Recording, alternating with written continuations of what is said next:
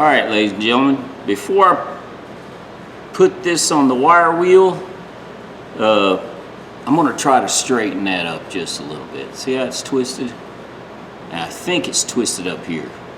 I think this is, and tell you the truth, that might have been for the factory. I don't know. Oh, wait a second. I see it's twisted on the bottom down here. That's where it's twisted. It's like the whole thing's bent over a little bit. Ta-da! Yeah, it's bent here. I was going to say some of these I think didn't come from the factory very straight, but I don't know. Standard clamp 3/8. I think what I'm going to do, straighten it up and then wire wheel it, clean it real good, and then I think I'm going to blue this for them. Just coat blue. I just want to see what this metal does. I don't know what kind of metal this is. Hang on a second. Let's magnet it. The whole thing. I thought at first it might be like a, I don't know what I'm thinking here. I know it wasn't aluminum, but I thought it might be a different metal. Let's put it in a vise and see if I can tweak that just a little bit. All right, might be screwing up here.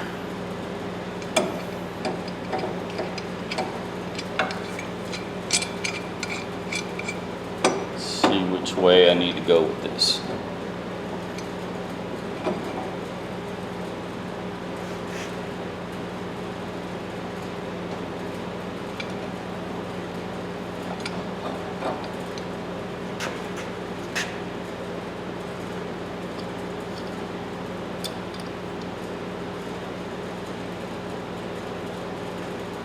I'm going slow.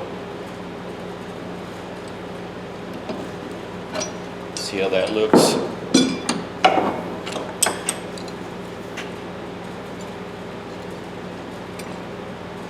Well, that's pretty close. It's almost centered. Whoops, trying to get in the camera, sorry. See if I can't tweak it just a little bit more. See if I can't get this definitely centered.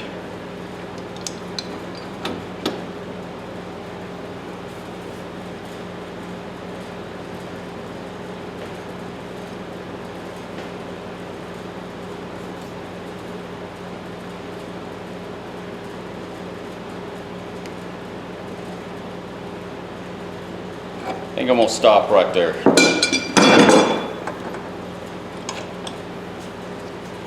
Yeah. Can't tell if you guys can see it, but the foot is almost centered on the plate there. Let's take this to the wire wheel and clean it up. And by the way, this is a 18-inch crescent. And it's painted hammer gray, and this thing was rusted solid, but I cleaned it up. Cool. Should have made a video on that. I don't know how expensive these things are, but that was a nice find.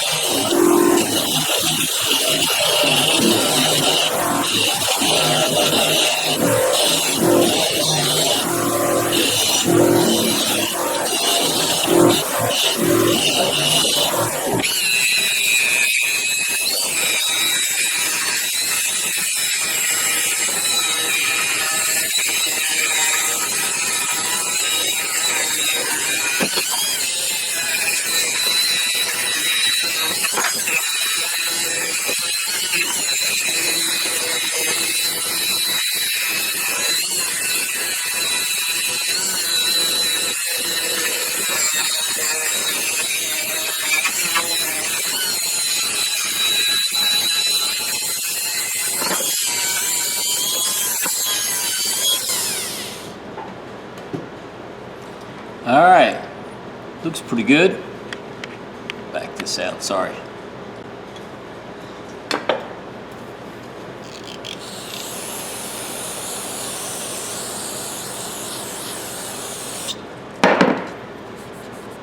You can use, I'm going to do cold bluing, and you can use denatured alcohol to clean with, but I keep carburetor cleaner on my shop table. I have it in all my vehicles. That's what I use.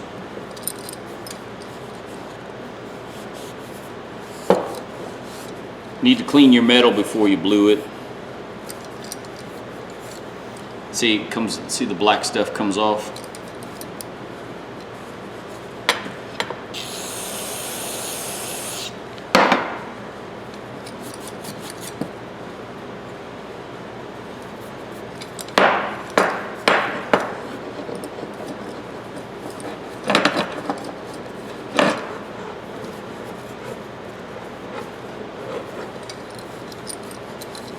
I don't know how many coats I'll put on this, one, maybe two. See how this metal, sometimes the bluing takes metal really, really well, and sometimes it doesn't.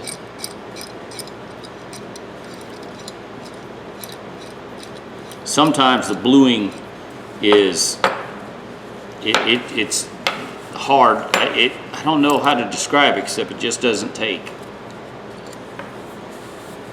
This will be a nice tool for him when I get it back. All right, be right back. I'll set up the bluing. Now I say set up, I'm just gonna, well, that lid's sticking.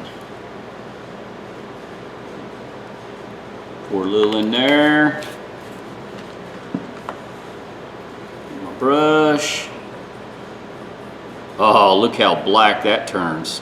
Actually has a bluish tint to it. Awesome.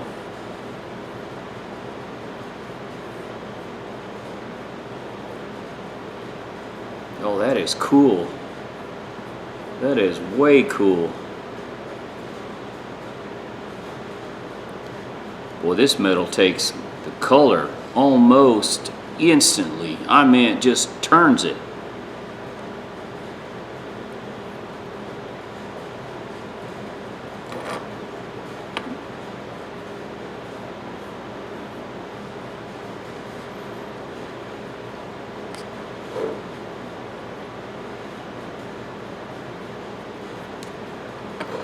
That is way cool. I like this. I've got some other big ones I need to clean up for myself personally. I think I'm gonna blue them then. I like this.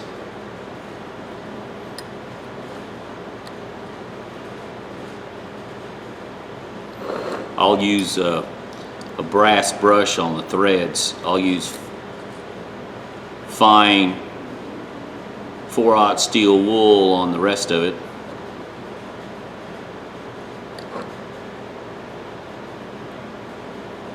That looks pretty good, guys. I hope camera does it justice. I need to do some hot bluing. Somebody asked for me to try that, do that. I'm not really fond of hot bluing because I've done it before on a gun. I'm not real good at it.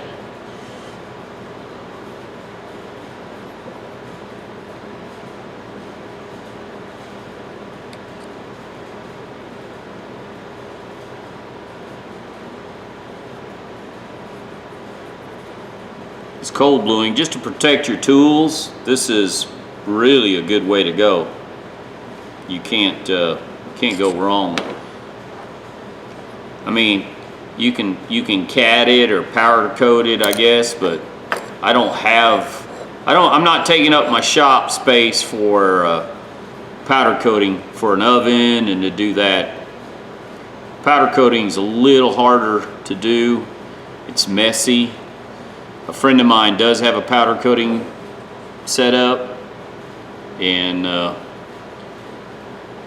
I'm not real sold on it. I like the powder coat, like rigid tools or pipe wrenches, they're powder coated. Those things, they'll stand a lot of abuse over time.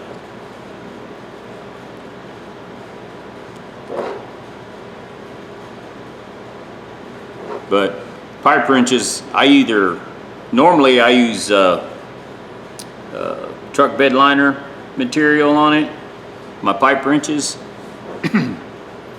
Some people don't like it, and truck liner material is one of them things you can make napalm out of, and it's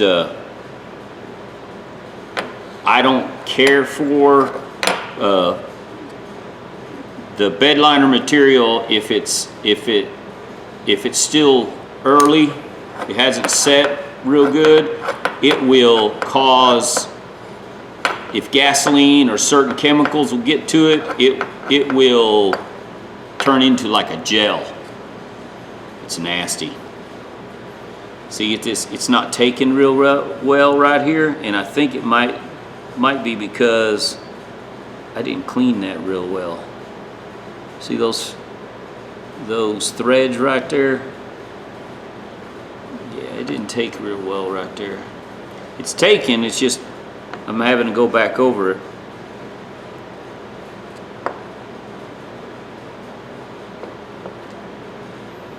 Now, I think one coat's all this is going to need. Let me, it says let it set for 60 seconds and then go back over with a clean, dry towel and just wipe it off. The birchwood you have to rinse. This stuff you don't need to rinse.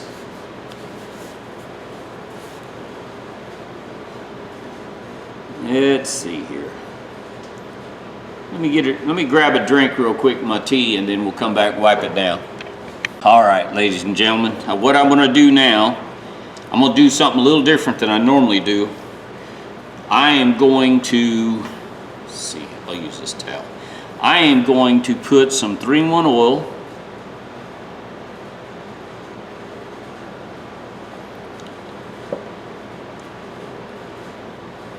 and then I'm gonna set this in the sun. It's 95 degrees outside, somewhere around there. And I want this oil, I did it before and it gives it a little darker sheen, and the oil will dry in the heat. So that's what I'm doing. I don't know, it seems to work for me.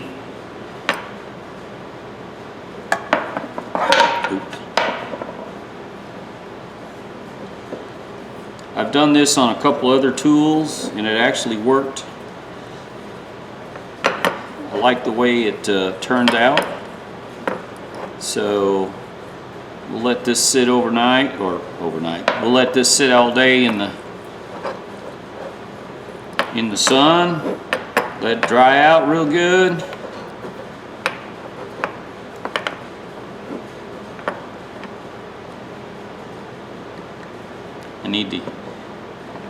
It's hard to find 3-in-1 oil anymore because nobody uses that stuff.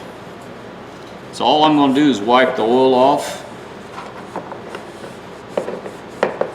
Still leaves, there's still a film on it. It's not like I'm getting it all completely off.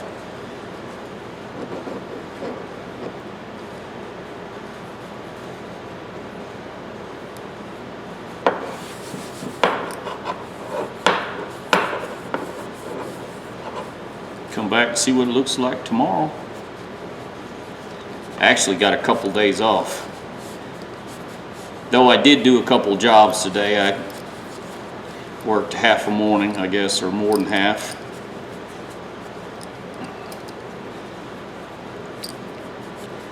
It's Memorial Day. For those of you get vacation, get holidays, it's a good thing. Some of us work all the time.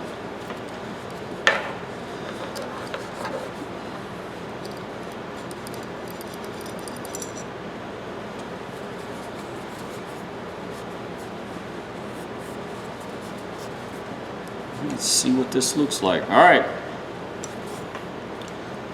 I'll set this outside in the sun and let it dry up. And the reason I did that is it looks like it darkens it. It gives it a better sheen. I hope the camera picks it up. All right, let's see what happens. All right, ladies and gentlemen, check this out. Been sitting overnight, sat outside in the sun for probably 5.5, 6 hours, and that oil is dry. I mean, I don't know what about Lionhead Restorations, Big Life. He told me before that his buddy puts a coat of oil on his after he blues it, and I like it. And I know another one of my viewers said the same thing, and I like the 3-in-1. I don't know what it is about this 3-in-1. It seems to work better than some of the other stuff, but turned out pretty good. You can see there's a little bit of lighter coat where the bluing didn't take in certain spots, but it's really straight. It's a good old clamp, and this thing could have anywhere 80 years old and still good condition. So my buddy will be appreciative of this. He'll like this. He gave me a bunch of tools, and this is one of them, and I think he wanted this back. But it's good restoration. I probably, now that I look at it, I probably could have put another coat of bluing, because you can see where it's kind of thin there and there. But it's one of, I'm always practicing doing different things. But one coat of bluing, which is this Brownells, and then a little bit of 3-in-1 oil after I blued it. And I use simple stuff. I use 4-aught steel wool and a brass brush. Nothing fancy. I like the brass brush because it can get the threads places where you can't get with the steel wool real good, and it does really well. I don't see a problem. So there you go, guys. Standard clamp, 3-inch, Hargrave. I say Hargrave, sorry, Hargrave. I keep mispronouncing that. It's a nice little clamp. Turned out really good. All right, guys. Let me know what you think. Thumbs up, thumbs down. Nothing super fancy, just a good little job. And it was rusty, and now it's a good, usable, clean tool. All right, guys. Have a good day.